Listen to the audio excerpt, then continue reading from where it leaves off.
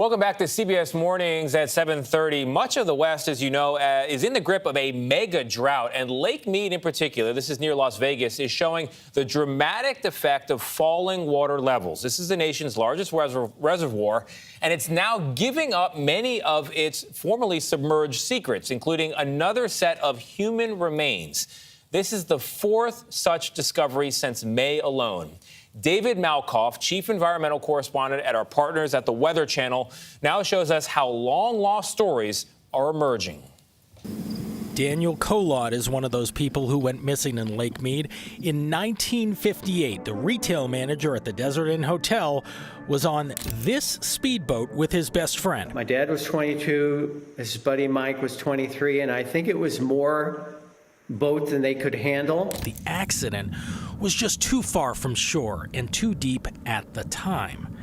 But as you can see, the mega drought of the past 2 decades has dried up huge sections of the lake. The human skeleton that could be Daniel Kolod showed up on May 7th. Not even a week before, a woman found a body in a barrel. My initial thought was the old storied clips of when you hear about organized crime and stuff like that. It's getting a little too hot. Former Las Vegas Mayor Oscar Goodman is now retired, but decades ago, he was a lawyer who represented powerful people in Old Vegas. Watch yourself.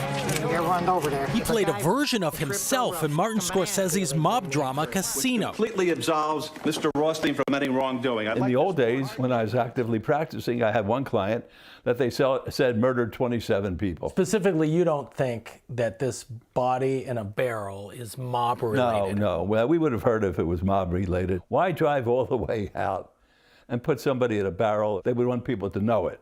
It was to teach a lesson. Instead, the lake itself is teaching us all a lesson about how fast climate can change, draining a massive lake of all its secrets. We believe that barrel was at one time under approximately 150 feet of water. I never dreamed I would see the lake this low. As the drought intensifies, these bodies are returning from the past, all someone's son, daughter, or possibly father. If I could wave a magic wand and erase the impacts of climate change and drought and make all that go away, I would gladly take having my dad's remains be lost forever.